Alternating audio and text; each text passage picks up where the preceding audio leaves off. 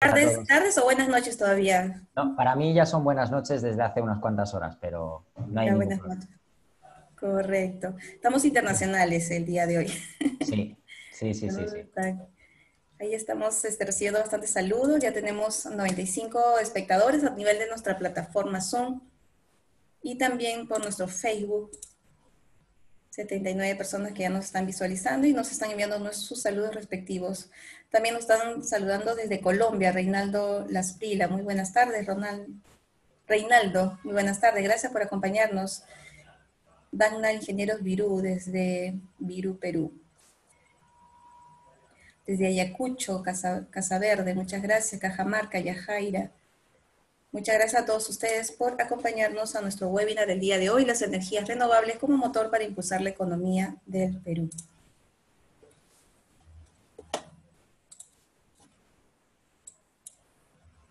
Vamos a prepararnos ya para dar inicio a nuestro webinar del día de hoy. Bien, con su venia, ingeniero Andrés, vamos a dar inicio a nuestro webinar, siendo ya las 4 de la tarde. Bien, muy buenas tardes con todos, siendo las 16 horas, 4 en punto de la tarde de hoy, miércoles 2 de septiembre, daremos inicio al webinar Las energías renovables como motor para impulsar la economía del Perú.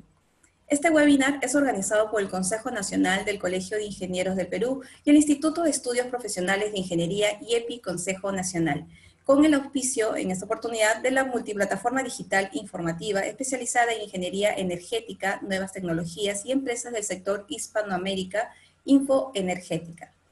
En nombre del decano nacional, ingeniero Carlos Herrera Descalzi, y del director prosecretario nacional y presidente del IEPI, Consejo Nacional, ingeniero Darwin Cosio Mesa, les damos las gracias por su presencia y participación a esta conferencia.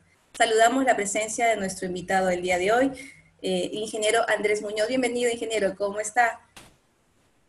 Hola Karim, ¿qué tal? ¿Cómo estáis? Bueno, hola a todos, muy buenas tardes a todos los que nos están viendo. Muchísimas gracias por la invitación y si me confirmáis que se me ve bien, se me Sí, oye bien y si os está perfecto. parece, sí, Está muy bien, muchas gracias. Queremos perfecto. también igualmente saludar a todos nuestros espectadores que nos siguen a través de nuestra plataforma Zoom y por nuestra transmisión en vivo a través del Facebook. A todos ustedes, bienvenidos y gracias por acompañarnos. Hemos compartido el link para acceder a la plataforma Zoom en los comentarios del Facebook a fin de invitarlos a migrar a esta plataforma o compartir el link a sus contactos que puedan interesarles el tema y se unan y nos acompañen al webinar del día de hoy, que es el tema las energías renovables como motor para impulsar la economía del Perú. Antes de dar inicio a nuestra conferencia, pido su atención para presentarles un video informativo. Adelante, por favor. Usemos correctamente las mascarillas comunitarias. Recuerda que la mascarilla es personal y antes de colocarla debes lavarte las manos con agua y jabón durante al menos 20 segundos. Revisa que la mascarilla esté en buen estado. Colócate la mascarilla sujetándola de los extremos de forma que cubra completamente la nariz y la boca. Recuerda que la mascarilla sirve para protegerte. No la uses como babero, vincha o la estés tocando innecesariamente. Si necesitas acomodarla o retirarla, hazlo usando las tiras o elásticos. Lava la mascarilla diariamente con abundante agua y jabón separada de otras prendas. Luego, déjala secar al aire libre. Ya lo sabes, cuida tu mascarilla y ella cuidará de ti también. Juntos venceremos al coronavirus. Quédate en casa. Gobierno del Perú. El Perú primero. Y nuestra recomendación de siempre, continuar con las medidas de seguridad y cuidados indicados por el gobierno. Si está en nuestras posibilidades, es vital seguir planificando y organizando nuestra salida de casa. Hacerlo solo en casos específicos. Los cuidados y las precauciones son muy importantes. Si salimos de casa, lavarnos siempre las manos, evitar tocarnos el rostro, usar siempre la mascarilla, incluir el uso de protectores, llevar consigo siempre el alcohol gel y respetar el metro de distancia. Parece una lista larga de cuidados, pero realmente es necesario seguir protegiéndonos y cuidándonos, ya que al cuidarnos nosotros, seguiremos cuidando y protegiendo a nuestras familias.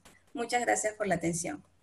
A continuación, daré unas pequeñas breves pautas sobre el procedimiento o el proceso de nuestro webinar del día de hoy.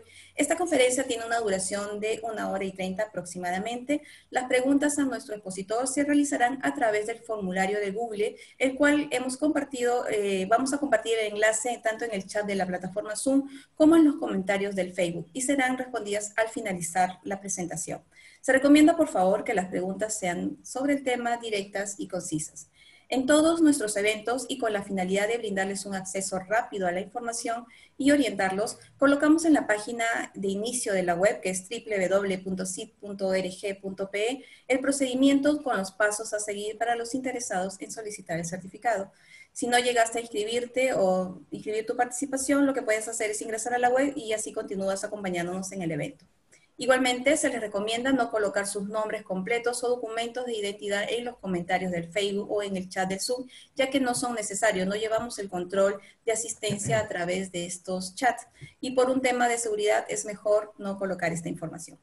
A continuación, presentaré a nuestro expositor. Para ello, leeré una breve semblanza de su trayectoria profesional. Andrés Muñoz es ingeniero en energía, máster en gestión y dirección de empresas industriales y en ingeniería eólica. Cuenta con un posgrado en energía termosolar, CEO y cofundador de la multiplataforma hispanoamericana Infoenergética. A continuación, dejo con ustedes al ingeniero Andrés Muñoz. Bienvenido, ingeniero Andrés Muñoz, tiene usted la palabra. Gracias, Karim. Muy buenas tardes a todos los que estáis viendo este webinar, ya sea a través de la plataforma de Zoom como de Facebook. De nuevo agradecer al Colegio de Ingenieros, a Gabriel, a Karim y a todo el equipo por invitarme un año más a participar con una exposición sobre energías renovables. El año pasado tuve el gusto de poder participar de manera presencial allí en las instalaciones del CIP de Lima. Lamentablemente, con la situación que estamos viviendo, pues este año es una participación online a través de los canales, en este caso. Pero igual estoy siempre encantado de poder participar y en esta ocasión de hablar un poquito sobre las energías renovables como motor de impulso y de ayuda a la recuperación económica. Así que voy a empezar a compartir la pantalla para que podamos ver la presentación. ¿Me confirmáis, por favor, que se ve correctamente, Karim? Conforme, ingeniero, está perfecto. Gracias. Perfecto. Muy bien, pues bueno, las energías renovables son un tema que siempre tratamos desde Infoenergética. Es nuestro objetivo impulsar la transición energética en todas las regiones de habla hispana, pero no solamente las energías renovables como solución al cambio climático o como solución medioambiental, sino también como herramienta para reactivar parte de la economía, no solamente del Perú, sino de cualquier país que disponga de grandes recursos naturales. Y obviamente dentro de esta descripción de país con grandes recursos naturales podemos clasificar al Perú. Antes de nada, y como Karim ya ha mencionado cuál es nuestra actividad en Infoenergética, simplemente invitaros a todos los que nos estáis viendo a formar parte de nuestra multiplataforma. ¿Cómo? Es muy sencillo, simplemente siguiéndonos a través de nuestras redes sociales o visitando también nuestra página web donde os podéis suscribir. Nosotros somos una multiplataforma digital, de hecho somos la primera y única multiplataforma digital, que quiere decir que somos un medio de comunicación y lo que hacemos es integrar todos los canales que a día de hoy existen para poder impulsar el desarrollo de las energías renovables en todos los países de habla hispana, porque toda la información que trasladamos es en este idioma. Nosotros tenemos un objetivo divulgativo de conocimiento con todos nuestros seguidores y aparte también contamos con una red de colaboradores corporativos. Son empresas que son clientes de Infoenergética a los que les ayudamos a posicionar su marca dentro del sector de las energías renovables y nos ayudan a trasladar su experiencia, su conocimiento sobre el mercado. Así que me enorgullece poder decir que después de 3 años, ya que Infoenergética la fundamos mi socio que está en Lima, Nelson de la Cruz, y yo, hace 3 años, en 2017, ya vamos por los más de 15.000 infoenergéticos y nos podéis encontrar, como digo, en cualquiera de estas redes sociales. Pero bueno, esto simplemente es una introducción para todos los que no nos conozcáis, que espero que seáis los menos posibles, porque quiero que ya todo el mundo nos conozca. Y yo lo que vengo a hablar es de las energías renovables como herramienta para reactivar la economía, ¿no? Por desgracia, estamos viviendo una situación en todo el mundo. Es la situación causada por la pandemia del COVID. Además, en algunos países, como el caso del Perú, sé que la situación es más delicada todavía que en otras partes. Lo sé, además, de buena mano, porque tengo familia en Perú. Así que espero que todos hagamos caso a las recomendaciones del vídeo de la introducción. Lo primero ahora mismo es estar protegidos, mantenernos en casa, distancia social, uso de mascarilla, etc. Pero bueno, las personas solemos fijarnos siempre en las soluciones de los problemas a corto plazo, ¿no? Entonces, ahora mismo nos viene una ola del COVID-19 y la vamos a intentar surfear de los modos que sabemos. ¿Qué modos sabemos? Pues bueno, protegernos a nosotros, responsabilidad, esperar que aparezca una vacuna pronto y que podamos volver a la normalidad. Pero después de esta ola del COVID-19 viene una ola que es la de la recesión económica en cualquier país del mundo, debido principalmente pues, a lo que todos sabemos, ¿no? Al confinamiento que ha parado la actividad económica de muchos negocios. Y después de esta ola de la recesión económica viene una ola todavía mayor, que es la del cambio climático. Entonces aquí podemos diferenciar entre lo que nos viene a corto plazo, lo que nos viene a medio plazo y a largo plazo. Las energías renovables como herramienta para reactivar la economía son una tabla de surf que nos puede ayudar a superar la ola de la recesión y sobre todo a superar la ola del cambio climático, porque sin duda para esa tercera ola las energías renovables son la primera línea de batalla en esa lucha frente al cambio climático. Entonces, intentemos solucionar y superar esta primera ola que nos viene del COVID-19, pero no perdamos de vista las siguientes olas que nos vienen. Entonces, esta exposición, este webinar de hoy, lo que pretende es dar algunos consejos y abrir un poco los ojos sobre todo de esa oportunidad que representan los recursos naturales. Bueno, el año pasado, como he dicho antes, tuve la oportunidad de participar presencialmente en las instalaciones allí en Lima y compartí esta misma diapositiva que ahora mismo está actualizada un año después.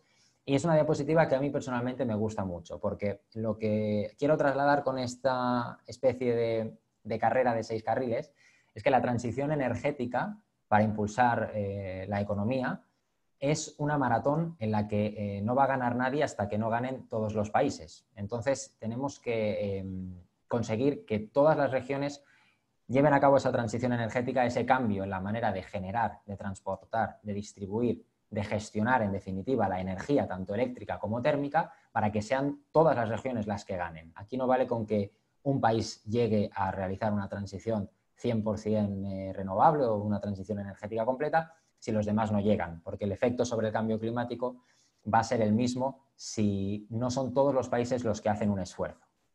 Y todavía más acentuado tiene que ser ese esfuerzo por parte de los países que tienen dependencia o que tienen una mayor dependencia a recursos, por ejemplo, hídricos. Y aquí ya me estoy refiriendo a toda Latinoamérica. ¿Por qué? Porque si algo nos enseña el cambio climático, aparte de los huracanes más potentes, de precipitaciones más extremas, es que el recurso hídrico es cada vez más variante y el ciclo hídrico también. Entonces es muy importante que todos los países lleven a cabo esta transición. Entonces, en esta especie de carrera virtual de transición energética, desde mi punto de vista, considero que hay 2 países que están llevando a cabo esta maratón de una manera más estable y que a lo mejor están en una situación más avanzada, ¿no? Entonces podéis encontrar Chile y España. ¿Por qué? Bueno, Chile es un mercado desde hace muchos años muy atractivo para la inversión en energías renovables. Ha sido un mercado en el que muchas empresas han entrado a realizar su actividad antes incluso que hacerlo en los propios países donde habían nacido. Y aparte, pues impulsa bastante la electromovilidad. El caso de España podemos considerar que es parecido. A día de hoy hay un buen uso de las energías renovables, aunque todavía se tiene que descarbonizar la matriz, cerrar centrales térmicas, todavía hay generación de electricidad con energía nuclear, pero hay un plan energético, ¿vale? Y estas 2 palabras me las vais a oír repetir bastante durante la exposición. Hay un plan energético, es decir, hay una hoja de ruta para los próximos años que eso hace que muestre la voluntad del país por llevar a cabo esta transición energética. En una tercera posición hipotética pondríamos a Colombia. ¿Por qué un poco más atrasado que los otros 2 países? Porque ha comenzado este plan energético un poco más tarde y es un plan energético a corto plazo. Está ahora mismo hasta 2022, pero aún así ya es una clara muestra de buena voluntad. En una cuarta posición podríamos encontrarnos Argentina, porque la crisis económica que vive el país limita mucho a que las energías renovables, a que los proyectos crezcan de la manera que lo podrían hacer si esta economía pues, no se viera afectada negativamente. Y en esa flecha que empuja al país a avanzar en esta transición energética, yo coloco el programa Renovar, que es un programa de subastas que ha ido realizando Argentina para aumentar la participación de las energías renovables en su matriz de energía. En una posición similar me atrevería a poner a México, porque siempre ha impulsado bastante lo que es la solar fotovoltaica, debido principalmente a que tiene un gran recurso solar, pero desde las últimas noticias de los cambios normativos y de los nuevos decretos, existe una inseguridad jurídica que hace que las empresas tengan cierto miedo a entrar en este mercado, ¿no? Y hablamos de empresas tan grandes incluso como Iberdrola. Así que eso es algo que está lastrando un poco a que la posición, en este caso de México, pues fuera un poco más avanzada. Y llegamos a una sexta posición en la que quiero situar al Perú, ¿no? Y pongo este interrogante porque sabemos hacia dónde va el Perú y no lo pregunto por nada en concreto, sino porque no hay un claro indicador de que el Perú esté llevando a cabo una transición energética. Si bien es verdad que la matriz energética del Perú es una de las menos contaminantes de toda Latinoamérica, pero no solamente hablamos de energías renovables, también se puede impulsar mucho la electromovilidad, la electrificación rural, se puede impulsar mucho la eficiencia energética. Y en todo este contexto de transición energética ya se llevan varios años en los que sé, a pesar de no estar en el país, por nuestros colaboradores, por nuestros clientes y por los estudios de mercado que suelo hacer, que falta todavía señales que nos permitan ubicar a Perú en una posición más avanzada en esta carrera, como digo, para llevar a cabo la transición energética.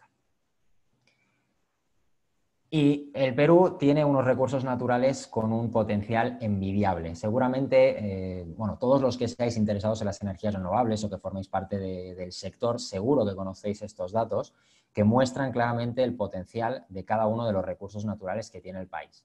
A día de hoy hay estudios que demuestran que hay 22.500 megavatios eólicos de potencial en el país, de los cuales a día de hoy solo se aprovechan 372 a través de los proyectos instalados de energía eólica. Esto representa un 0,13% aproximadamente, es muy pequeño. Para que os hagáis una idea, estos 22.500 megavatios es la capacidad eólica instalada que hay en España. Es verdad que la matriz energética de España tiene 8 veces más potencia instalada, pero aún así es una cifra que siempre me gusta comparar, ¿no? Y a día de hoy la eólica en España representa el 22% de toda la electricidad que se genera. Así que es un porcentaje muy elevado. El potencial de la energía solar, tanto fotovoltaica como para otros tipos de energías solares, termosolares, ¿no? Principalmente. El potencial se calcula que es indefinido. De hecho, los últimos estudios de algunas consultoras muy famosas demuestran que Perú es uno de los 3 países de Latinoamérica con mejor radiación solar. Y a día de hoy se aprovechan 326 megavatios únicamente. Bueno, estos son datos a finales de 2019 que están sacados de IRENA, la Agencia Internacional de Energías Renovables, y que los podéis consultar porque los tienen en la página web de manera pública. De la misma manera, la bioenergía tiene un potencial un poco más pequeño, 1.200 megavatios, y por bioenergía entendemos el uso de los residuos de los bosques, de la agricultura, de la ramadería, para quemar y generar tanto electricidad como calor. Y esto es subrayable porque cuando hablamos de la eólica o la solar, no siempre podemos identificar que esas dos tecnologías pueden generar electricidad y calor. Esas dos tecnologías solo pueden generar electricidad. En cambio, las dos que voy a mencionar ahora pueden generar los dos tipos de energía. Y a día de hoy hay 185 megavatios instalados. Y por último lugar, porque aquí no he querido mencionar a la energía hidráulica, ya que sí que es una tecnología que se ha impulsado bastante en toda Latinoamérica y en el Perú también, es la energía geotérmica.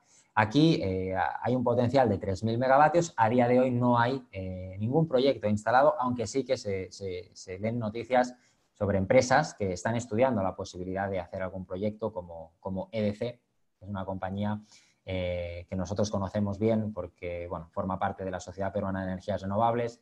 Nosotros somos partners de la Sociedad Peruana de Energías Renovables y estos temas de geotermia, pues por lo general tienen mucho conocimiento y aquí nosotros pues nos nutrimos también de esa parte de conocimiento que tienen. Y después, en cuanto a la demanda de energía, el 80% de la demanda energética del país se concentra en el centro.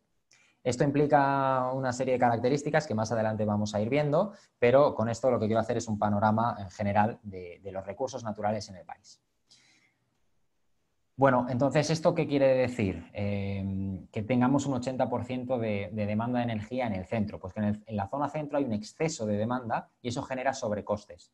Porque si la infraestructura eléctrica está ubicada y centralizada en esa parte y en todo lo que es la zona costera, se generan déficits energéticos tanto en el norte como en el sur.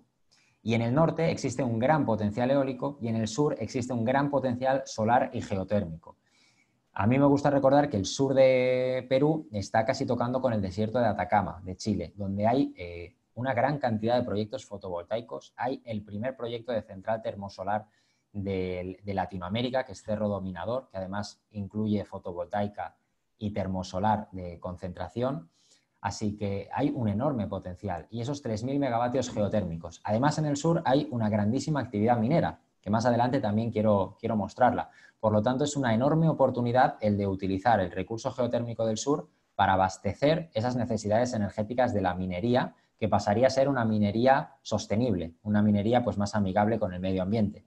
Y en el caso de la bioenergía, sobre todo en zonas que están cercanas a la Amazonía, es una grandísima oportunidad para generar electricidad y calor. Esto es lo que conocemos como generación distribuida. Seguro que habéis oído hablar de la generación distribuida. La generación distribuida es un concepto que hace referencia a acercar la generación de electricidad al punto final del consumo. Y esta electricidad puede ser generada y debe ser generada con los recursos naturales que tiene la zona. Por lo tanto, en estos casos, la bioenergía es una grandísima oportunidad y además no solo para satisfacer esas necesidades energéticas, sino también porque ayuda a tener, por ejemplo, zonas de boscosas más limpias, porque se recogen todos esos residuos.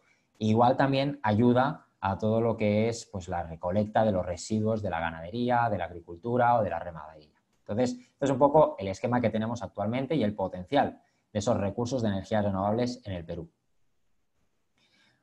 Ahora cambiamos totalmente de tercio. Ya hemos visto un poco cuál es la situación de los recursos naturales y el potencial en el Perú. Para hacer una referencia en España, la contribución de las energías renovables no convencionales al PIB español, al Producto Interior Bruto, ha ido creciendo año tras año. Y además su aportación, su aporte se puede dar de manera directa o indirecta. Aquí estamos hablando de millones de euros.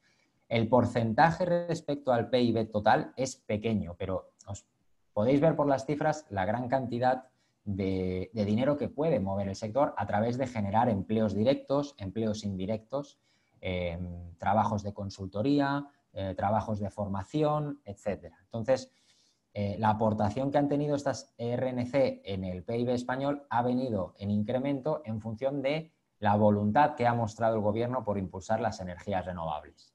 Desde el cambio de gobierno, desde 2018, en España se vive un nuevo boom, entre comillas, para el desarrollo principalmente de la solar fotovoltaica y después también de la eólica, y eso ha hecho que estas dos tecnologías incrementen mucho su participación tanto en la matriz energética como en el aporte al Producto Interior Bruto del país. Además, en 2019, España fue el país de Europa que más potencia solar fotovoltaica instaló y dentro de lo que es en ámbito mundial estuvo entre los 5 países que más potencia solar fotovoltaica instaló. Por lo tanto, se puede extrapolar de manera directa que el crecimiento de las energías renovables tiene una contribución positiva a la economía, al Producto Interior Bruto del país. Como datos que creo que son interesantes de conocer, bueno, la solar fotovoltaica en 2019 contribuyó a este Producto Interior Bruto con más de 5.000 millones de euros, dio empleo a alrededor de 29.000 trabajadores, de los cuales 7.500 fueron directos. Cuando hablamos de empleos directos en la fotovoltaica nos referimos principalmente a la construcción y puesta en marcha y mantenimiento de las plantas solares y 13.400 indirectos. Por otro lado, la tecnología eólica aportó el 0,35% del PIB empleó a 25.000 personas en 2019 y la industria eólica en España cuenta con 227 fábricas y el 100% de la cadena de valor en el territorio, que esto quiere decir que para la puesta en marcha de un parque eólico existen empresas en el país que pueden llevar a cabo desde el estudio inicial o la evaluación del recurso eólico hasta la financiación, pasando por todo lo que es el mantenimiento, la operación, la construcción, la instalación, el diseño, etc. Y esta industria en 2018 aportó más de 3.500 millones de euros. Y otro punto importante es que ese plan energético, que ya he mencionado antes, en España lo conocemos como Plan Nacional Integrado de Energía y Clima, marca unos objetivos para la próxima década, hasta 2030. Y estos objetivos contemplan un crecimiento de cada una de las tecnologías renovables, e indica también una reducción considerable de los gases de efecto invernadero, una mejora de la eficiencia energética, un incremento de la electromovilidad, etc. Todos estos objetivos se valoran en que atraerán alrededor de 91.000 millones de euros de inversión y que generaría entre 107.000 y 135.000 nuevos empleos. Bueno, esto siempre tiene mucha relevancia, pero creo que adquiere una relevancia todavía mayor si tenemos en cuenta la situación actual que vivimos y por la desgraciada regresión o recesión económica que vamos a vivir. Va a ser más importante que nunca generar empleos estables y además que la industria local se pueda ver favorecida. Así que yo creo que con estas dos slides se puede ver cómo realmente hay un efecto positivo directo entre las renovables y la economía. Si esto lo extrapolamos a las oportunidades de las energías renovables no convencionales en el sector energético de Perú, podemos diferenciar las tres etapas grandes que hay en el sector energético, ¿no? Generación de electricidad, el transporte y la distribución. ¿Qué oportunidades grandes tienen las energías renovables no convencionales en cada una de estas actividades? Obviamente, para la generación es la oportunidad de empresas del sector privado de instalar su tecnología. A día de hoy, la matriz energética del Perú, como he dicho antes, no es altamente contaminante porque se divide prácticamente 50-50 hidroeléctrica y gas natural y hay un pequeño porcentaje, un 5%, en el que se incluye fotovoltaica, eólica y bioenergía. Y es verdad que el gas natural es un combustible fósil, pero es de los combustibles fósiles el menos contaminante. Y es un recurso que sin duda se va a necesitar los próximos años para llevar a cabo esta transición energética. Así que es un pilar bastante fundamental para esta etapa. Y además, obviamente, cuando hablamos de oportunidades para la economía, cuando un país como el Perú dispone de unas reservas de gas natural como las de Camisea, que generan tanto valor económico a la industria, pues obviamente es una oportunidad que se tiene que aprovechar. Pero eso no quiere decir que las RNC no tengan oportunidades. En la parte de transporte, obviamente existe una oportunidad para las RNC, que es el hacer aumentar las redes de electricidad, principalmente para llevar a cabo esa electrificación rural. A día de hoy todavía hay 1,3 millones de personas en el Perú que no tienen acceso a la electricidad. Y el nuevo ministro de Energía hace poco anunció que el objetivo para 2023 es llegar a ese 100% de electrificación de todo el país. Bueno, ¿qué mejor que aprovechar los recursos naturales de cada una de estas regiones para conseguir ese objetivo? Y después nos vamos a la etapa de distribución, que aquí sí que es una de las etapas en las que yo más me he especializado en mi etapa laboral antes de cofundar, mejor dicho, Infoenergética, y es que en la distribución de la electricidad en Perú existe una gran oportunidad para las energías renovables si el mercado se liberaliza. Si existe una diferencia entre lo que es una empresa distribuidora y una empresa comercializadora. Y no voy a entrar en detalle en esto porque lo voy a exponer más adelante, porque es un concepto que yo considero que es sumamente importante y que da una idea de mercado totalmente diferente en el que las renovables sí tienen una grandísima oportunidad. Bueno, ¿por qué las renovables tienen una gran oportunidad en lo que es la parte de generación? Bueno, porque el sistema eléctrico del país, como he dicho antes, está centralizado. En este mapa que podéis ver a la izquierda, está sacado del COES directamente, se puede ver cómo claramente de toda la región del país la mayor parte de las redes de electricidad se concentran en la zona costera y se dirigen todas hacia el centro.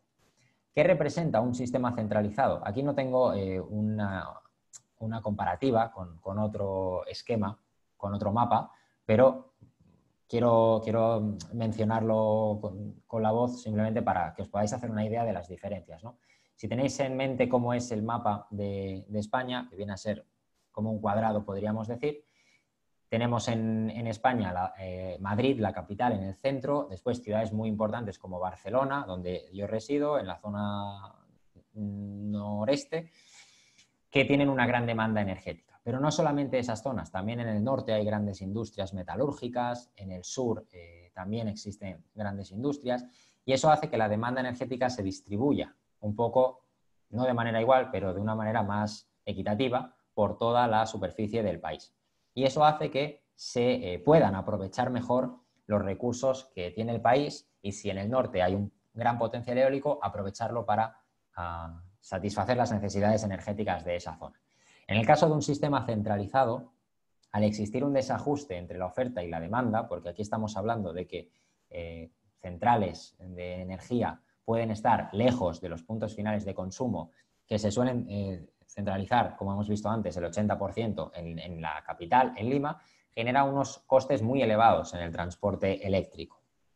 Como he mencionado antes, existe una ausencia de electricidad en zonas remotas, y no solamente electricidad, también existen necesidades de calor, y esto creo que lo más evidente, ¿no?, es cuando llega el invierno en la zona de Puno, ¿no?, cómo se sufre por el tema del friaje, ¿no?, y cómo disminuyen las temperaturas. Y qué bueno podría ser aprovechar recursos naturales cercanos, tal vez que no estén en esa zona, pero cercanos, para satisfacer no solo la electricidad, sino también el calor. Entonces, esto hace que a día de hoy se desaprovechen mucho los recursos naturales. A día de hoy no se aprovechan en Perú ni siquiera el 5% de ese potencial que hemos visto antes de las 4 tecnologías renovables no convencionales.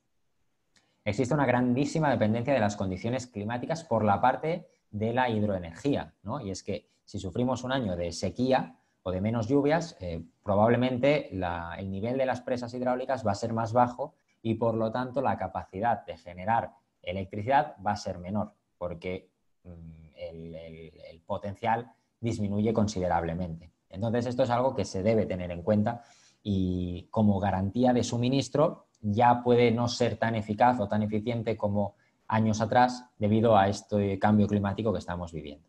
Y obviamente también hay una susceptibilidad ante el precio del gas natural. ¿Cómo impulsar a las energías renovables, ¿no? Yo creo que hasta ahora hemos visto que las energías renovables son una oportunidad para generar, para reactivar la economía. Más adelante lo vamos a volver a ver, pero lo más importante yo creo que es saber, bueno, por dónde empezamos, porque si al final aquí Andrés está diciendo que las renovables pueden ayudar a incrementar el Producto Interior Bruto de la economía de un país, pero ¿por dónde comenzamos? Bueno, pues el punto número 1, o la necesidad en mayúscula, subrayado en negrita, para mí, desde mi punto de vista, es una planificación energética, ¿vale? Y aquí hablamos de planificación energética en Perú, pero lo podemos ver en cualquier país. Se necesita una planificación energética. ¿Qué es una planificación energética? Una planificación energética es una hoja de ruta que establece, por lo general, el Ministerio de Energía de la región. Llámese el Ministerio de Energía y Minas, Ministerio para la Transición Ecológica, como aquí en España, o el nombre que toque. Pero al final lo que hace este ministerio es evaluar el potencial de las energías en el país, las necesidades energéticas que se van a dar en los próximos años, y marcar unos objetivos. Unos objetivos que tienen que ser realistas, pero tienen que ser ambiciosos, porque no olvidemos que al final lo que queremos es superar esa tercera ola que veíamos en la primera diapositiva, que es la ola del cambio climático. Entonces, estos objetivos se pueden diferenciar según las diferentes etapas que podemos ver en la transición energética, ¿no? Por un lado, tenemos los objetivos que se marquen para las energías renovables. Un incremento, ¿no? Año tras año, cada 2 años, cada 5 años, de aumentar esa potencia instalada que hay de cada uno de los recursos naturales. Otro objetivo de reducción de los gases de efecto invernadero. ¿A través de qué? Pues a través ¿cómo se reducen los gases de efecto invernadero? Pues a través de la eficiencia energética, perdón, que no me salía la palabra, a través de la eficiencia energética, a través de establecer cánones de compensación económica a todas aquellas industrias que contaminen más de lo permitido, etc. Después, objetivos de generación distribuida, porque está muy bien tener objetivos de energías renovables, pero es importante diferenciar entre ellos. De nada sirve decir, vamos a incrementar la capacidad fotovoltaica en 3.000 megavatios en los próximos 10 años, si dentro de esos 3.000 megavatios no establecemos qué porcentaje se debe destinar a proyectos aislados de la red para generación distribuida. Y de la misma manera, objetivos para el autoconsumo, ¿no? El autoconsumo fotovoltaico es la instalación de paneles solares en el propio hogar de uno o en el edificio o en las instalaciones que uno tenga. Entonces, siempre es importante marcar todos los tipos de objetivos y, como digo antes, de una manera realista y ambiciosa. Para esto, ¿qué se necesita? Pues, por supuesto, se necesita una voluntad política y una estabilidad. Una estabilidad que, por desgracia, pues no se tiene si hay un cambio de ministro o un cambio de ministerio cada poco tiempo, ¿no? Porque lo general pues es poder que el propio ministerio pues tenga una estabilidad de que va a estar ahí un tiempo y que va a poder llevar a cabo esta planificación energética. Es una planificación que debe ser a largo plazo, ¿vale? Antes he comentado el caso de Colombia. Bueno, Colombia tiene un plan energético interesante, pero es a muy corto plazo, es hasta 2022. Entonces, muchas empresas, muchos inversores se preguntan, bueno, ¿y después qué va a pasar? Entonces, que sea a largo plazo da seguridad a los futuros inversores, porque saben que su inversión se va a mantener y que el retorno a la inversión, pues obviamente se va a ir dando porque van a tener oportunidades de construcción de nuevos proyectos. Esta planificación energética aumenta, por supuesto, el valor de la cadena del sector energético porque va a hacer participar muchas empresas y, en definitiva, va a atraer mucho potencial empresarial del país y de fuera del país. Ayuda a la recuperación económica post-COVID-19. Este punto no lo pondríamos si no estuviéramos pasando esta pandemia, pero es evidente que lo que vamos a necesitar después es reactivar la economía aprovechando pues, todos los recursos que uno tenga. Es una oportunidad también para mejorar la capacitación técnica de los profesionales y el personal del sector. Obviamente, cuando hay proyectos en esa región, a una empresa lo que más le interesa es poder contar con trabajadores de esa zona, porque la conocen, porque tienen un desplazamiento más cercano y porque a nivel económico le va a salir más a cuenta tener un trabajador en esa zona que tener que trasladar o reubicar uno de sus trabajadores. Entonces, eso va a impulsar la capacitación técnica y la formación de todas estas personas.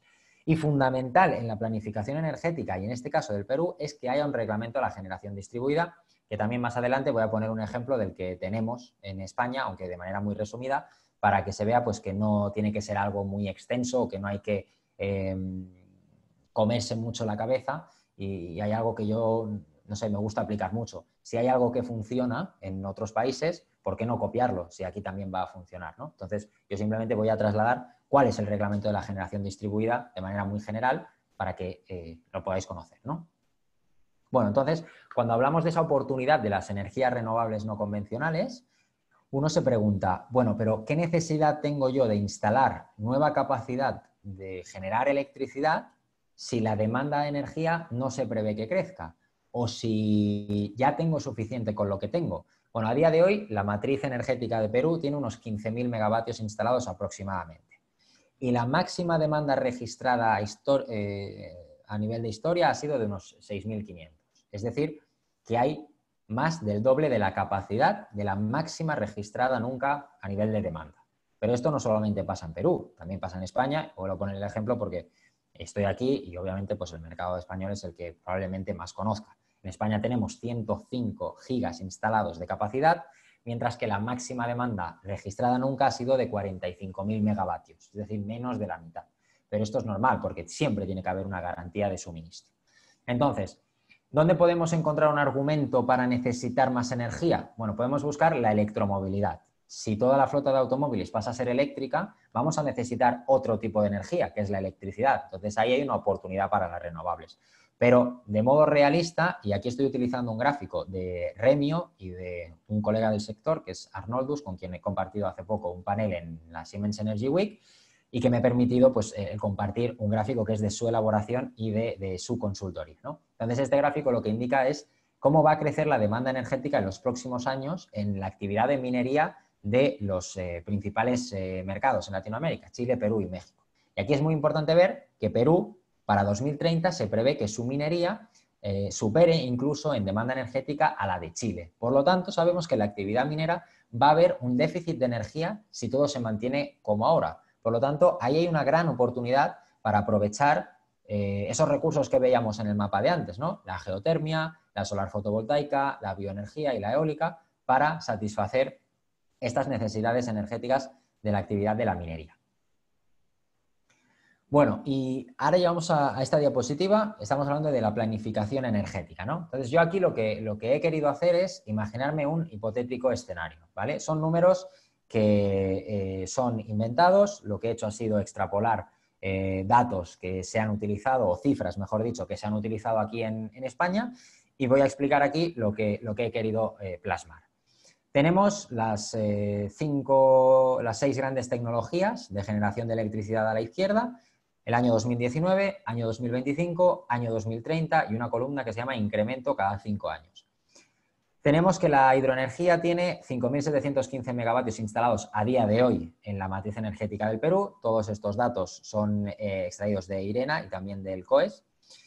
De la solar fotovoltaica, como hemos visto antes, 326, 372 de eólica, 185 de bioenergía, 0 actualmente de la geotermia y 8.800 megavatios de energía térmica. En España se han hecho subastas energéticas por cifras de 2.000 megavatios de energías renovables. Entonces yo he querido utilizar esa cifra de 2.000 megavatios de energías renovables en una hipotética quinta subasta que se pueda llevar a cabo en el Perú. Si esos 2.000 megavatios los distribuimos de una manera realista, a mi modo de ver, una manera realista sería acordar 800 megas para proyectos de solar fotovoltaica, otros 800 para tecnología eólica, que al fin y al cabo son dos tecnologías con gran potencial competitivas a nivel económico y que a día de hoy tienen una participación muy pequeña en la matriz energética del Perú, 200 megas, que me parece que es un objetivo bastante bueno para aprovechar la bioenergía, 100 megas de hidroenergía, porque siempre se va a poder seguir aprovechando ese ciclo hídrico, y después 100 megas también de energía geotérmica, que esto puede equivaler a 2 proyectos fácilmente de 50 megas.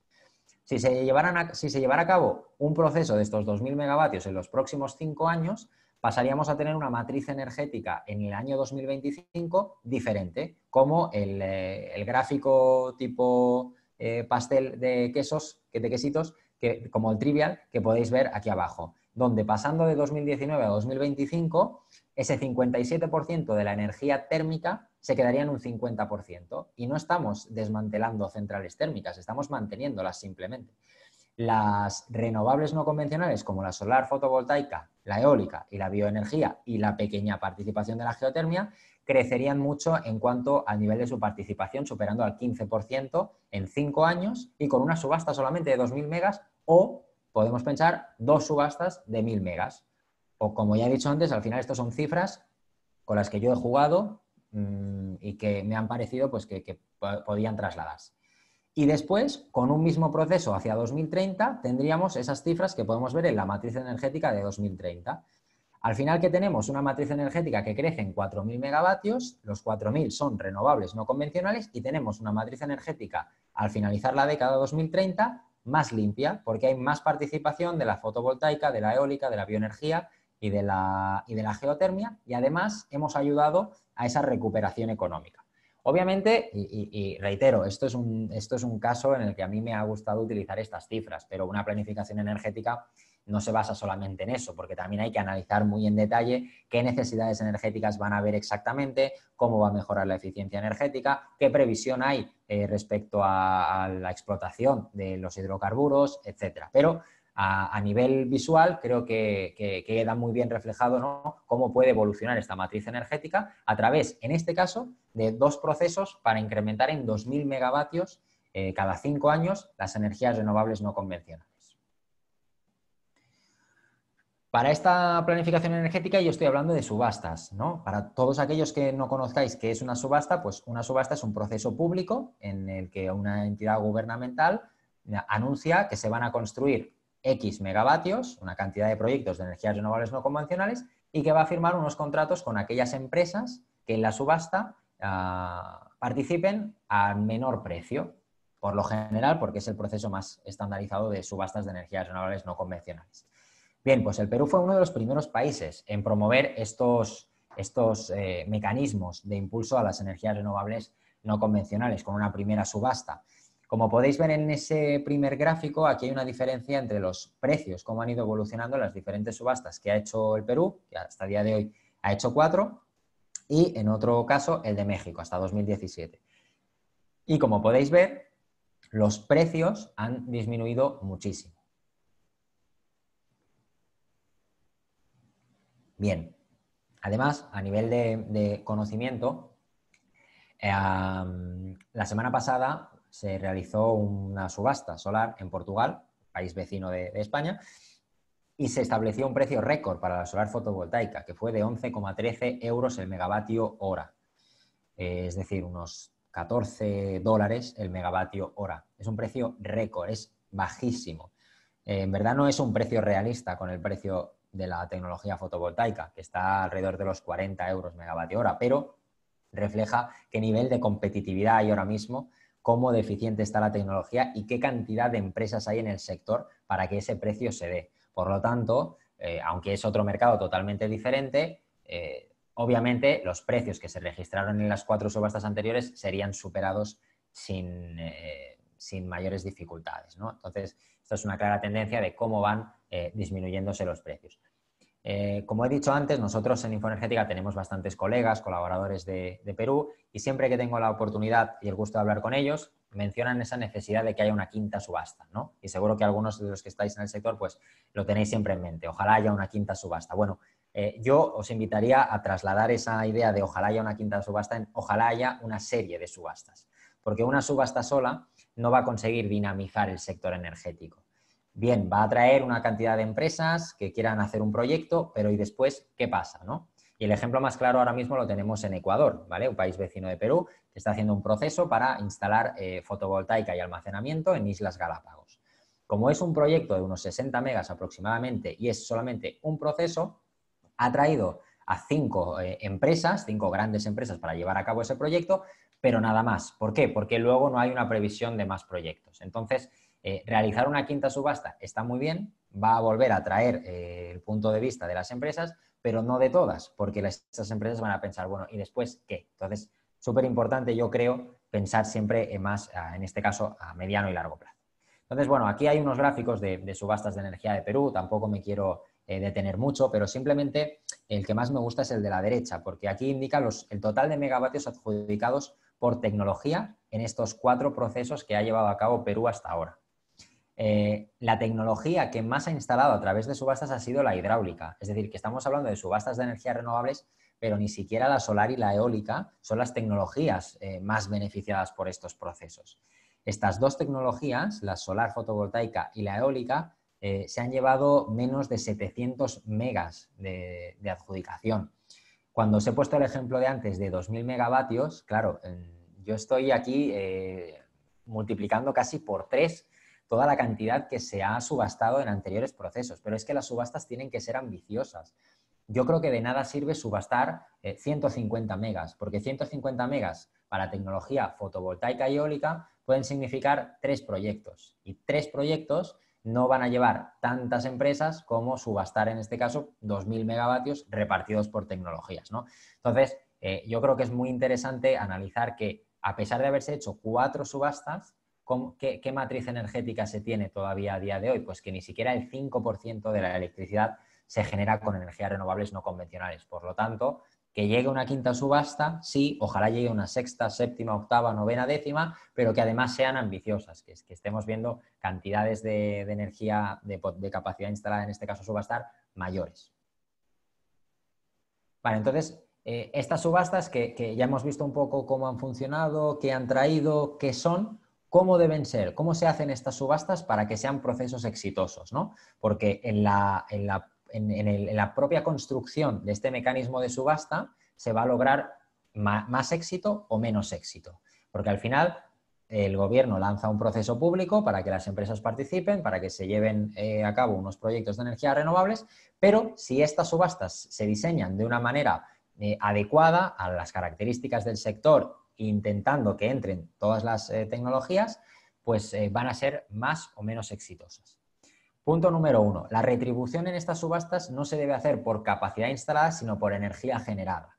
Esto lo que va a conllevar es que los proyectos sean más eficientes. ¿Por qué? Bueno, porque si la retribución es sobre la capacidad instalada, yo, como promotor, como mal promotor o como mal constructor de un parque fotovoltaico, voy a decir, vale, voy a instalar 100 megas de capacidad solar fotovoltaica, pero con los paneles solares menos eficientes y que tienen el menor coste posible. Por lo tanto, yo me voy a llevar una remuneración por esos 100 megavatios de capacidad instalada, voy a generar poca energía porque mis paneles son poco eficientes, pero me voy a llevar una remuneración por esos 100 megas. Entonces, eso al final va a hacer que la participación en la matriz energética sea pequeña. Por lo tanto, mejor retribución sobre los megavatios hora que al finalizar ese año haya generado el proyecto. Importante también en las subastas tener remuneraciones específicas según tecnología y según la oferta. ¿Por qué? Porque no es lo mismo generar 1 megavatio hora a través de paneles fotovoltaicos que generar un megavatio hora a través de bioenergía. Los costes, en este caso, en el segundo caso, son mayores, por lo tanto, las remuneraciones tienen que ser diferentes según la tecnología. Algo erróneo, creo, que se ha cometido en los primeros procesos públicos, en las primeras subastas, pero obviamente es por falta de experiencia, es que se ha subastado por capacidad a instalar y a menor precio. ¿Quién ganaba generalmente estos procesos? Pues en primer lugar eran la tecnología eólica, que era bastante económica, ¿no? A día de hoy, si se hace un proceso así, ¿quién va a ganar la mayor parte de la subasta? Pues obviamente la fotovoltaica. Estas subastas tienen que ser procedimientos sencillos y comprensibles para los participantes, porque al final eso va a favorecer que haya más participación. Las licitaciones deben ser específicas para proyectos de menor potencia, no solamente para grandes parques eólicos y fotovoltaicos, con condiciones favorables para que puedan implementar las cooperativas, ayuntamientos o ciudadanos. Es decir, favorecer el que en un proyecto de generación distribuida pueda participar una comunidad. Y después pueden haber criterios ambientales y sociales para matizar la oferta. ¿Qué quiere decir esto? Bueno, que puede haber una puntuación mayor cuando se hace el análisis de la oferta a aquel proyecto de energía renovable que se vaya a instalar cerca de un nodo eléctrico en el que hay una central térmica muy cerca. En el momento en el que esa central térmica cierre, la compensación que va a haber en el sistema eléctrico se va a mantener porque ya hay una central generadora de electricidad, en este caso a través de energía renovable. Por lo tanto, eso va a permitir que la gestión sea más sencilla que en un caso en el que no fuera así. Aparte de las subastas hay otro mecanismo, que son los PPAs, que son las siglas en inglés de Power Purchase Agreement, que son contratos de compraventa de energía verde. Para todo el que no lo sepa, ¿qué es un contrato de compra de energía verde? Pues, bueno, a nivel teórico es bastante sencillo. Una empresa privada firma un contrato con un generador de energía renovable, en este caso siempre hablamos de generador de energía renovable, en el que le va a comprar la electricidad que esa instalación genere durante los próximos 20 o 25 años a un precio establecido entre ambas entidades, en las que, por una parte, el generador se asegura el retorno a la inversión y, por la otra parte, la empresa se asegura la cantidad económica que le va a costar llevar a cabo sus operaciones. Esto tiene muchas ventajas. En primer lugar, mitiga el riesgo del proyecto, porque el generador se asegura que toda la electricidad que va a verter a la red va a tener una remuneración.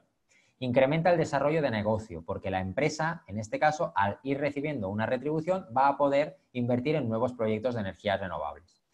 Se asegura la financiación de nuevos proyectos. Para un comprador facilita la economía de la empresa, porque en este caso la empresa final, la que recibe la energía, sabe los costes económicos que va a tener su consumo, aumenta los índices de sostenibilidad y mejora la marca y liderazgo de la organización. Y esto hace referencia principalmente al marketing de la empresa. Y por eso hemos visto pues, en los últimos años esas noticias famosas de Google se abastece de energía verde, Amazon hace todas sus actividades con electricidad renovable, porque a nivel corporativo pues, siempre está muy bien visto que sea una empresa amigable. Estos contratos tienen diferentes tipos, pueden ser de precio fijado, puede ser de un precio con un descuento en función del precio del mercado, pero lo que es importante es que estos PPA se puedan llevar a cabo dentro del mercado y no hayan trabas. Por ejemplo, que una empresa del sector privado pueda firmar libremente con un generador en cualquier momento estos contratos de compraventa de energía verde. Entonces, esto es un mecanismo que a día de hoy en Europa, sobre todo, está ayudando mucho al impulso de las renovables, haciendo que no sean tan necesarias las subastas. Pero en otros mercados, pues sí que es todavía necesario esas subastas. Bueno, otro punto para impulsar las energías renovables, la electrificación rural, ¿vale? Lo hemos visto anteriormente. A día de hoy, en toda Latinoamérica existen 25 millones de personas sin acceso a la electricidad. Perú tiene el objetivo de para 2023 alcanzar ese 100% de la electrificación rural y aquí una gran oportunidad es aprovechar esos recursos solar fotovoltaico, bioenergía, geotermia, eólica que tienen las regiones que están aisladas de la red. Esto genera empleo y riqueza. Obviamente, y como lo he comentado antes, al final esas comunidades se van a empoderar. A nivel energético van a tener independencia, se puede formar a esas comunidades para que lleven a cabo la instalación, el mantenimiento, un control de la operación, etc. Por lo tanto, eso ayuda también al desarrollo, no solo sostenible, sino también al desarrollo económico de esas regiones.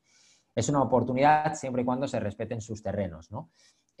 La solución sencilla para electrificar todas las zonas rurales es tender tendidos eléctricos, tirar redes de electricidad y redes de electricidad. Eso tiene un sobrecoste y aparte, a largo plazo, no beneficia ni a la economía local ni ayuda a impulsar el desarrollo de esa comunidad, algo que sí que hace la electrificación rural a través de la generación distribuida. Y esto obviamente ayuda a fortalecer la infraestructura de red porque en contra de este primer escenario que acabo de comentar de tirar tendidos eléctricos kilómetros y kilómetros, en este caso, si se acerca la generación al punto final de consumo, ese tendido eléctrico va a ser menor, por lo tanto, el coste va a ser también menor de esa infraestructura de la red de electricidad. ¿Para esto qué se necesita? Bueno, pues obviamente se necesita un reglamento para la generación distribuida, ¿no? ¿Qué es un reglamento para la generación distribuida? Un reglamento para esta actividad es definir qué puede hacer el consumidor con la energía que generan sus paneles solares fotovoltaicos y que no necesita, ¿no? Que pueda saber, porque al saber lo que puede hacer con esa electricidad excedente va a poder llevar a cabo pues, una estrategia de instalar X paneles fotovoltaicos, no instalarlos, qué remuneración voy a tener, etcétera. Entonces, hasta que no haya este reglamento, obviamente un consumidor, ya sea a nivel residencial como el propietario de una industria, ve mucho riesgo en instalar paneles fotovoltaicos, porque si yo tengo un coste muy elevado al principio en la inversión, que no es que sea ya un coste muy elevado, porque han bajado mucho los precios, pero sí que estamos hablando de cantidades económicas pues, bastante elevadas.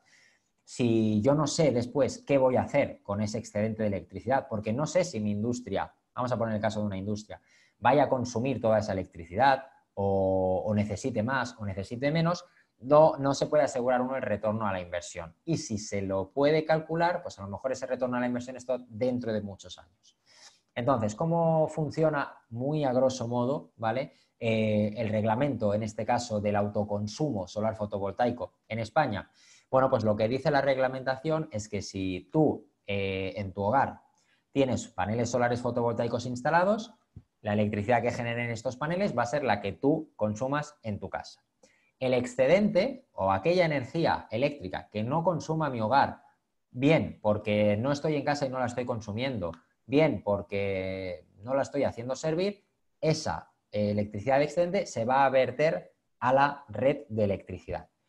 Y por lo tanto, el operador de la red de electricidad sabe que hay un sistema que está aportando electricidad a la red y que en este caso pues, es un sistema de autoconsumo.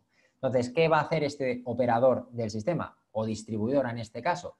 Bien, pues al finalizar el mes, lo que le va a facturar al consumidor va a ser la energía que ha demandado de la red menos la energía que ha vertido su instalación.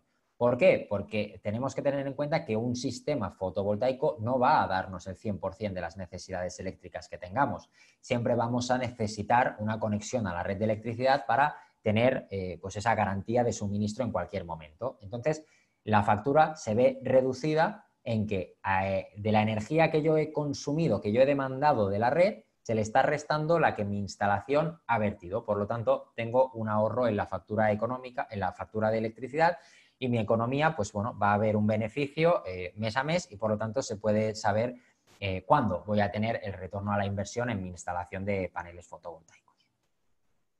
Y vamos al tercer punto de cómo impulsar las energías renovables para, pues no nos olvidemos que lo estamos haciendo para reactivar la economía, ¿no? En este caso para reactivar o para ayudar a reactivar, porque también lo quiero dejar claro, las energías renovables no son la panacea para recuperar la economía de ninguna región, ¿no? Estamos hablando de porcentajes bien no tan grandes de la economía finalmente, pero todo suma, ¿no? Y después de una recesión económica, pues bienvenido sea todo. Entonces, ahora nos enfocamos en lo que es la parte de distribución. Si os acordáis en una diapositiva anterior, os quería señalar las 3 etapas, generación, transporte y distribución, y en este caso me quiero centrar en la parte de distribución.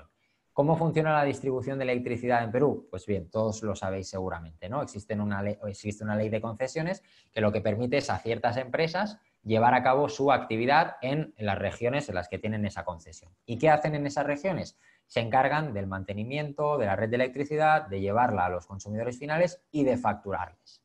Y esta parte de facturarles es lo que se puede transformar si se liberaliza el mercado. Y esta frase me parece muy interesante. La existencia de monopolios naturales hace necesaria la intervención del Estado para evitar que las empresas abusen de su posición dominante en este mismo mercado, estableciendo tarifas elevadas o brindando una calidad de servicio menor al óptimo social. Imaginemos que este mapa que tenemos a la izquierda, en lugar de tener estas zonas para cada una de las distribuidoras de electricidad que conocemos, fuera todo del mismo color y en toda la región cualquier empresa pudiera facturar electricidad. Y aquí tenemos que diferenciar entre lo que es distribución de electricidad y comercialización. ¿Qué es comercialización? Es únicamente el hecho de facturar la electricidad.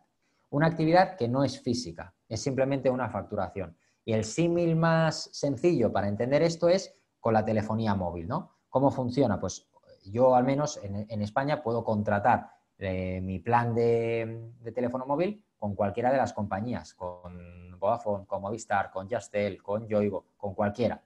Pero las redes de telecomunicaciones son de una compañía. Y esa compañía lo que está haciendo es mantenerla, es llevar la señal a mis dispositivos, mientras que hay otra empresa que se encarga de facturarme y que le paga un peaje al operador de esas redes de telecomunicación por el hecho de tener un cliente utilizando sus redes. Lo mismo se puede hacer con la electricidad. Y esos son los mercados liberalizados que hay en España en concreto y en otros países de Europa.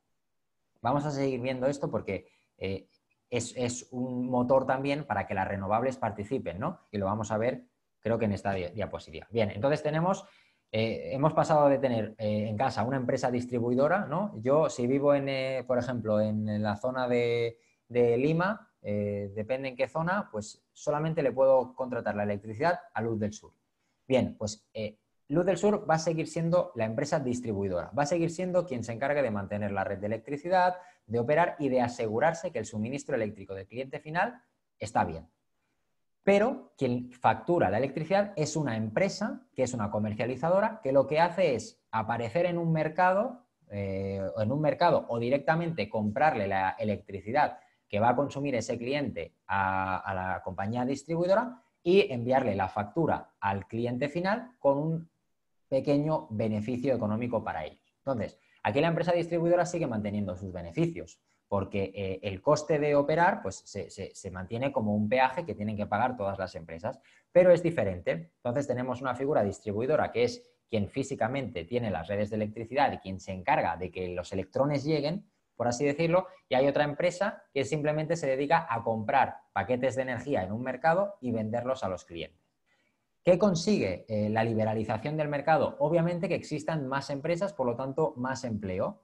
Porque si a día de hoy pues tenemos 15 empresas distribuidoras, si el mercado se liberaliza, van a aparecer empresas que quieran trabajar esta actividad porque hay un beneficio económico y no se está viendo perjudicada la empresa distribuidora, que esto es importante, porque uno puede decir, bueno, pero si la distribuidora no factura al cliente, entonces ¿de dónde sale su beneficio? Bueno, el beneficio se mantiene del peaje que le cobra a la comercializadora, porque al fin y al cabo está facturándole a un cliente a través de usar sus propias redes.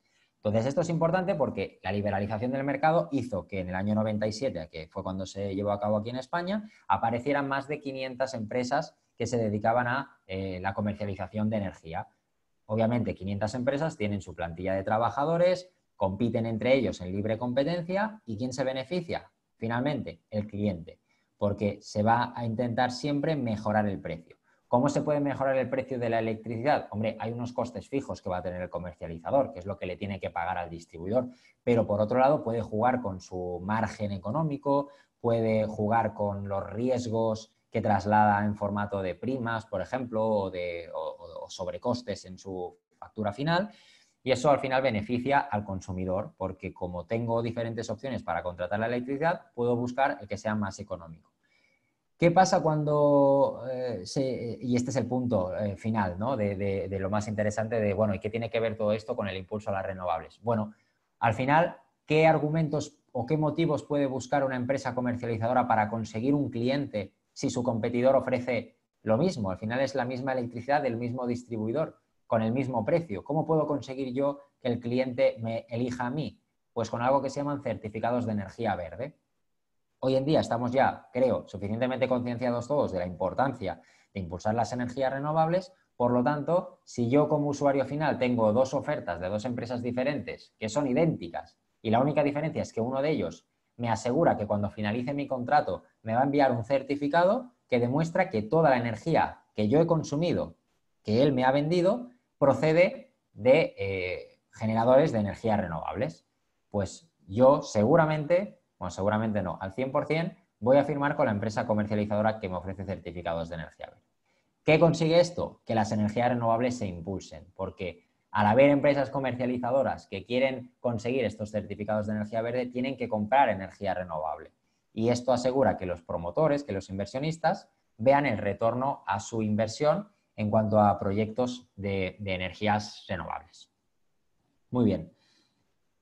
Entonces, ¿cómo ayudan las energías renovables a la economía? Bueno, este último punto que he comentado de la liberalización del mercado es algo que también imparto a nivel de cursos particulares, a grupos y a empresas. Así que, bueno, al final tenéis nuestros datos de contacto y ya os lo comentaré porque es un tema mucho más extenso y que, sinceramente y firmemente, creo que es una gran oportunidad, ¿no? Para mercados que todavía no están liberalizados. Pero respondiendo a la pregunta del título de este webinar, bueno, ¿cómo ayudan las energías renovables no convencionales en la economía?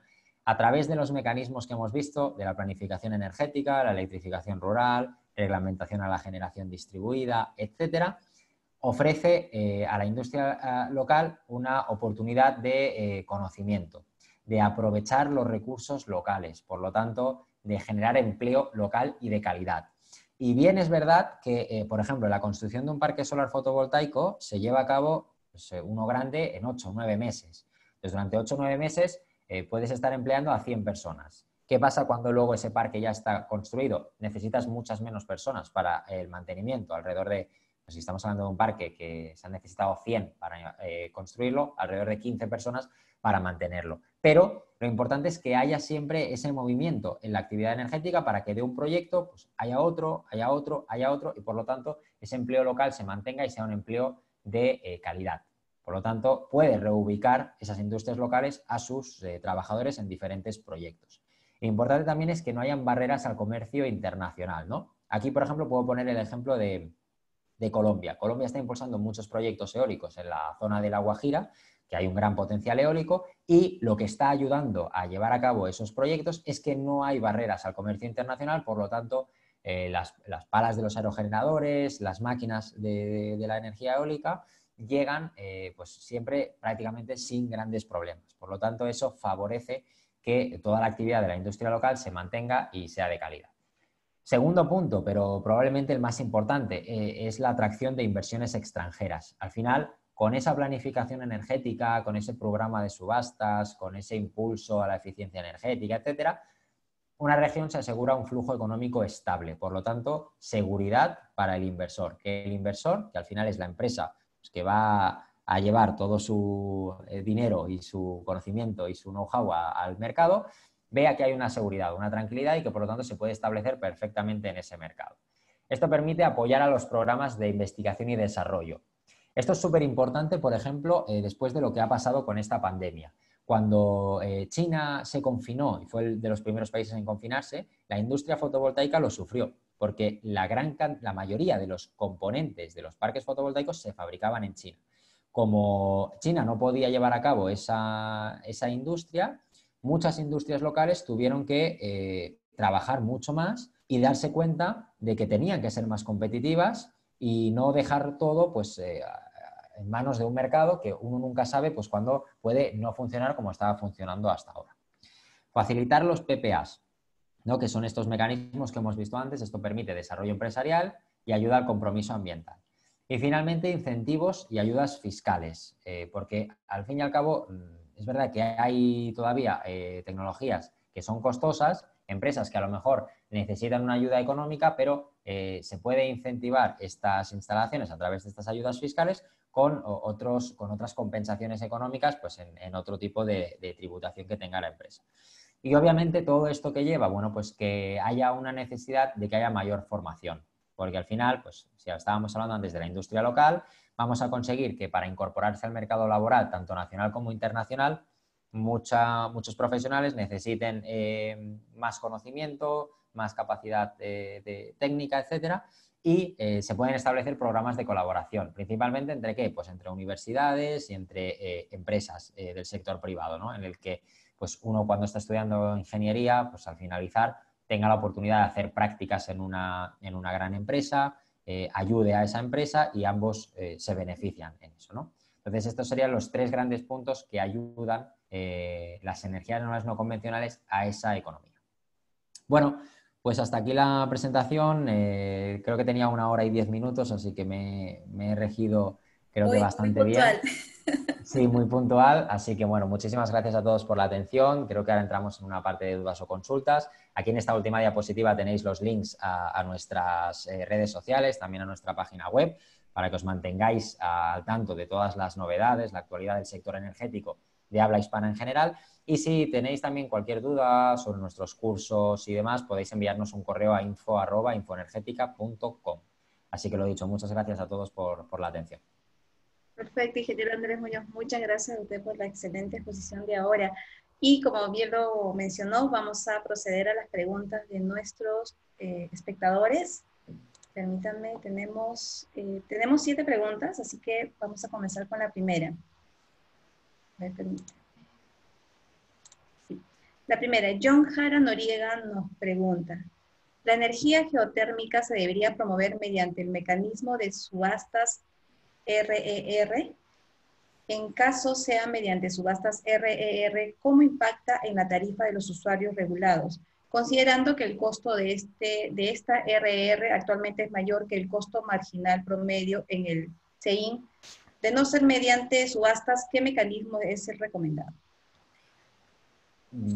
Es una muy buena pregunta, es una buenísima pregunta. La energía geotérmica sí que es una de las tecnologías que se debe impulsar a través de una subasta específica. Y por eso, precisamente por lo que comenta, y muchas gracias por la pregunta, precisamente por lo que comenté de los costes, los objetivos de desarrollo de esta tecnología no pueden ser tan grandes como los objetivos de desarrollo de otro tipo de tecnologías.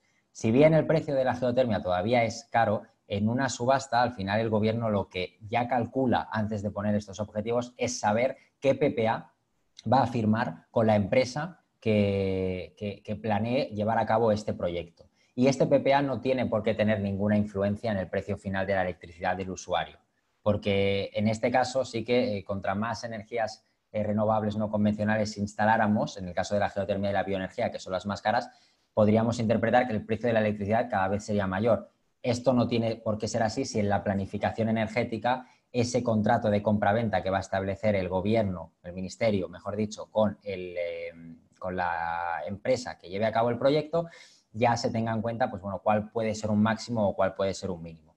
Y además no nos olvidemos de que finalmente el porcentaje que va a tener esa capacidad geotérmica instalada en un proyecto frente al total de la matriz energética es prácticamente irrisorio. Si recordáis el gráfico de la planificación energética que me había inventado, después de instalar unos 200 megas de geotermia, en el año 2030 solo reflejaban un 1% de la matriz energética, ¿no? Así que el impacto final pues, es como una gota en el mar, ¿no? ¿Qué efecto tiene? Pues muy pequeñito. Correcto, ingeniero Muñoz. Tenemos otra pregunta de Freddy Quijaite.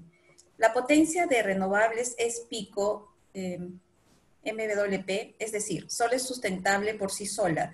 Si hay viento o si hay sol, mientras que la carga minera que menciona es plana y las 24 horas, ¿Cómo ha superado este aspecto la experiencia de España?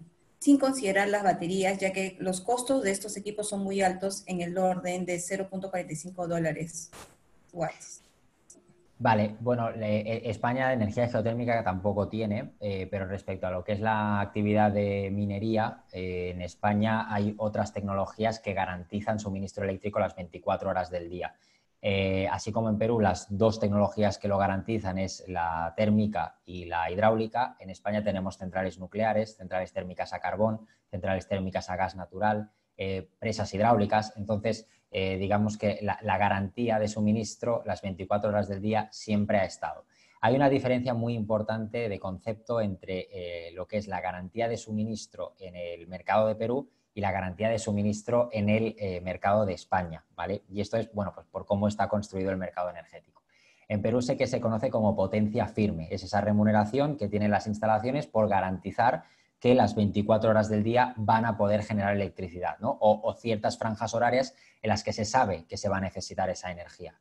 En el caso de España es diferente, no existe potencia firme como tal, existe un concepto que se llama pagos por capacidad, que viene incluido en la factura eléctrica y que se le paga a todas esas instalaciones que están en el sistema para garantizar que haya un suministro de electricidad en cualquier momento que se necesite. Bien, hay dos tecnologías renovables no convencionales que pueden garantizar ese suministro, la bioenergía y la geotermia, porque están disponibles las 24 horas del día.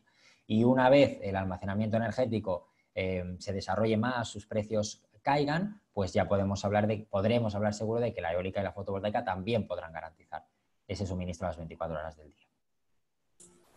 Gracias por la respuesta. Kenji Cavalcanti nos pregunta, ¿cómo enfrenta España el reto de la famosa curva de Pato para la energía fotovoltaica? No es que lo intente solucionar, porque como comentaba antes, al final en el mix energético está la victoria, ¿vale? Por así decirlo. ¿Qué quiere decir esto? Que lo importante es disponer de todas las tecnologías posibles para que si no sopla viento tengamos fotovoltaica. Si el día pues, no tiene niveles de radiación suficientes, podamos utilizar presas hidráulicas. Si este año no ha llovido, pues podamos utilizar otras tecnologías. Entonces, aunque haya épocas en las que la radiación solar sea menor, no influye luego tanto en el precio de la energía eléctrica final del consumidor porque se amortigua un poco con otras tecnologías. Pero si bien es verdad, en el caso de España, ¿cuándo es más económico el precio de la electricidad? Cuando estamos en la época de primavera, porque hay condiciones climáticas que favorecen mucho las energías renovables.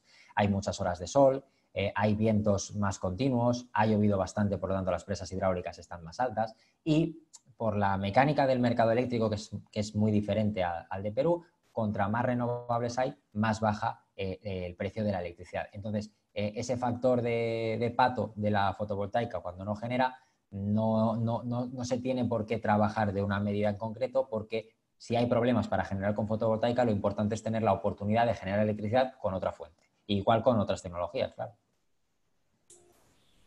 Perfecto, gracias por la respuesta, ingeniero. Tenemos otra pregunta de John Jara Noriega.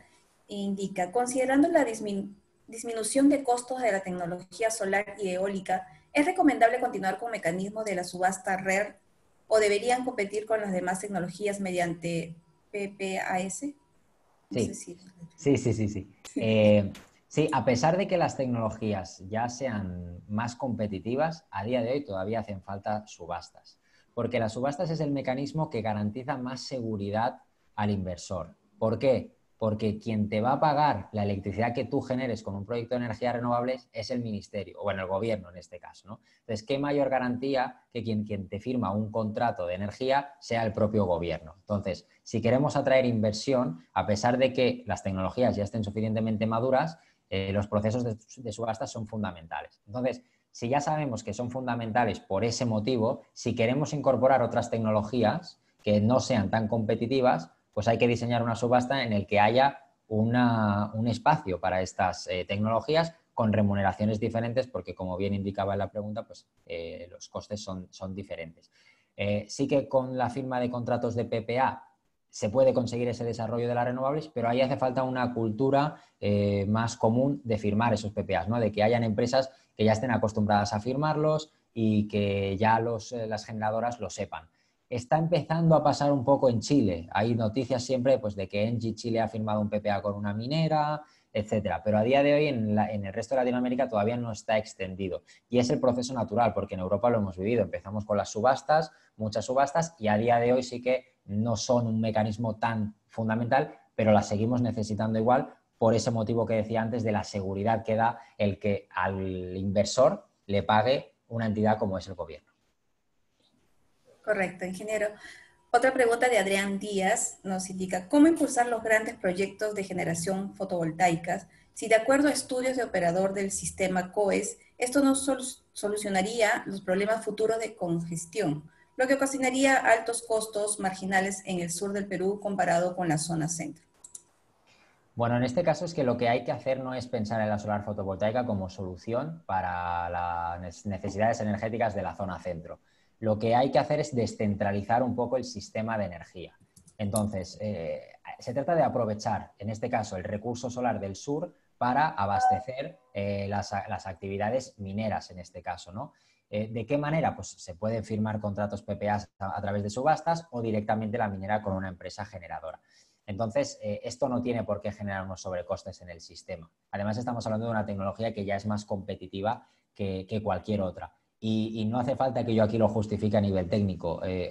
Ayer salió un reporte de la consultora Bloomberg que hemos publicado en Infoenergética en el que anuncia que en 2019 el 67% de la capacidad instalada, de nueva instalada en todo el mundo es eólica y solar fotovoltaica. Y de ese 67%, un 50% de fotovoltaica. Entonces, eso es un claro indicador de que la tecnología no tiene por qué encarecer ningún precio de electricidad ni generar sobrecostes.